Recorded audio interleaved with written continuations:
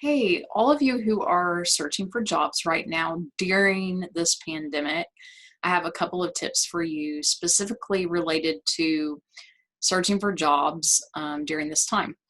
And I have two. So the first thing is you're going to have to get comfortable with using a webcam and conducting interviews by video. And if you aren't already comfortable with this, then I'm sorry, but you're going to have to become comfortable doing that because unless you're living in a small town and searching only for jobs working in face-to-face environments, which the odds of that are probably really slim, then you're going to have to probably conduct a lot of your interviews by Zoom or some other video conferencing platform.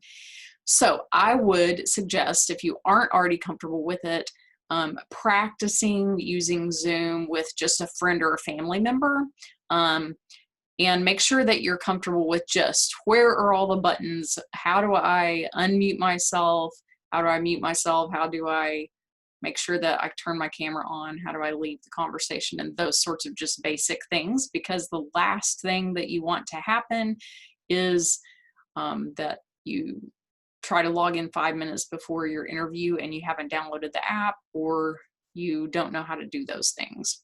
So make sure that the technology is comfortable for you. It's very basic and easy to use, I promise you. If you're watching this video, then you can do it because you're obviously on some sort of social media platform. And so if you can use social media, you can use Zoom. The next thing that I tell you to do, other than getting comfortable with using Zoom and other video conferencing platforms, is to make sure that you are looking at the webcam. I am not looking at myself on my monitor. And I can show you the difference. So right now I'm looking at myself on the monitor and it doesn't look like I'm making eye contact when I do that. And a lot of people will just look at themselves because they get nervous or because there's another person, and side by side. And so they think that by looking at the person, they're making eye contact. You're not. You need to keep your eyes on the webcam. And the best thing you can do is try to place your webcam close to where the window is for your video conferencing platform. So you can try to like move the monitor or the webcam close to that vicinity. But no matter what, you need to just keep your eyes on your webcam. And if you want to divert your eyes every once in a while and look down and just, look at the person you're talking to, that's fine. But for the most part, just stay focused on your webcam, and then you'll really be doing your part to make eye contact. And it can feel uncomfortable at first, but you really do get used to that. And it will keep the conversation flowing. And for the other person, it will make them feel more comfortable because they'll feel like they're looking at you. And if they're doing the same thing, then when you play it back, you'll feel like they're looking at you. It's weird, I know, it's just how it works. And especially if you're on a desktop, then that is really just the most comfortable thing to do. If you're on your phone and the images of each other are smaller and closer to where the little webcam is, then that's a little easier to negotiate and navigate. But on a desktop, it can feel awkward, I know. The other thing is, make sure that you're in a space, and I have a 3-part series on how to conduct interviews using video conferencing. So I would definitely recommend, if you're going to be conducting interviews, go back and watch those. They're in entire playlist on interview tips. So watch that whole playlist. But definitely watch those 3 videos. But make sure that you have a setting. This is my office, and so I do almost all my meetings in this office. I know that it's quiet. I keep my office clean all the time. There might be like a pile of books that I have to move around, or papers on my desk where you can't see them. But for the most part, this office is almost always clean and set up. All I have to do is like close the blinds and shut the door. So try to have a designated space for meetings and interviews and things like that. Just makes it so much easier on you so that you aren't always having to create a space in a rush. Another tip that I'd give you for your job search when you're having to conduct a job search online right now in this pandemic is pay attention to wording and how things are worded. Because if you're looking for remote jobs, some of these employers aren't used to having to post remote jobs. And so you'll see things like temporarily remote or remote possible. Well, what does that mean? Well, it means different things to different employers. So if you are looking for a permanently remote position, then you might want to ask for clarification. You can go ahead and, if it's a job that you're crazy about, you're like, oh my gosh, I want that job, then I would just suggest going ahead and applying for the job.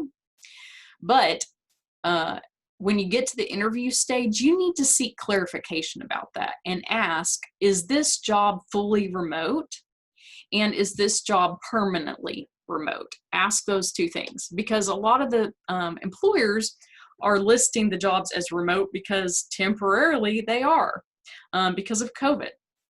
However, when COVID dies out or whatever, or CDC regulations loosen up and they're allowed to have people back in the office full time and they have to stop this flexible arrangement stuff, then they're going to fully expect your bottom to be back in the seat all the time. And is that what you want? If it is, then maybe you don't need to ask about it. But if you are expecting to be able to keep working from home, then you need to be kind of careful and ask those questions. And if you're willing to not apply for a job or not follow through with the interview process based on that answer, then it's definitely worth asking.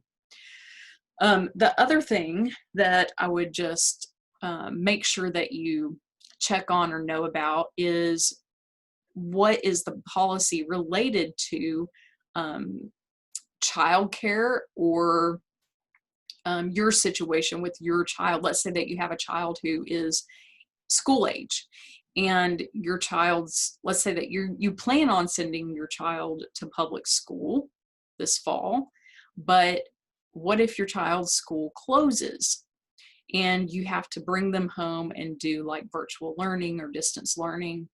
And you have to be there because your kid is not old enough to stay home by themselves. So that would mean that you would have to work remote.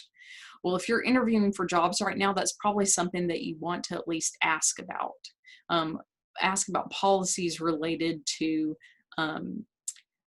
childcare related to COVID.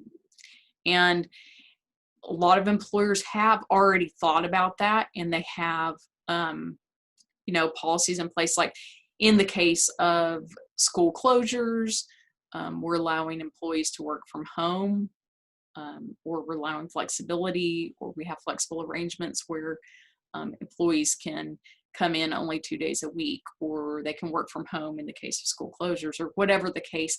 But that might be something that you want to ask about in advance so that you don't get in a situation when you take a new job and then 2 months later you find that you're laid off or you're fired because you're unable to fulfill your end of the bargain. So those are just some suggestions and tips that I would throw out there. The last thing I would say is I have worked with a lot of clients who are very scared to work remotely. They've never worked remotely. And they're thinking about it because of this pandemic. What I would say to you is, I don't know why you're afraid to work remotely.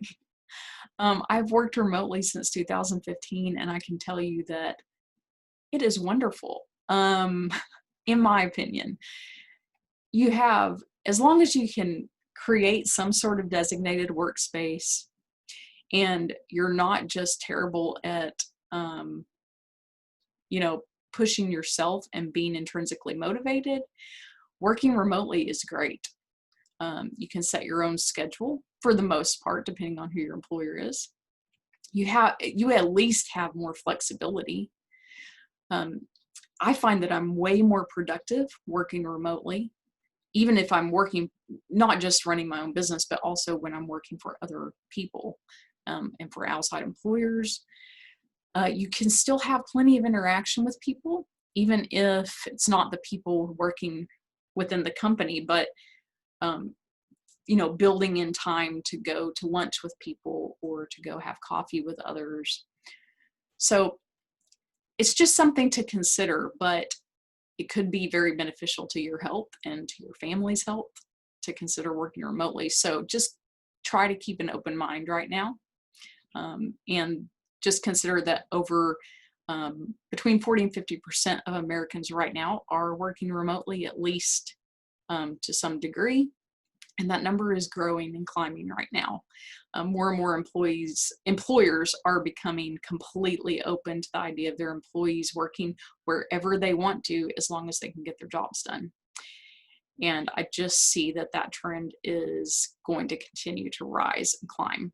So if you have questions and you just want to shoot me an email and ask, or if you need help with anything related to career coaching, you can reach out to me at bethanywallsco.com.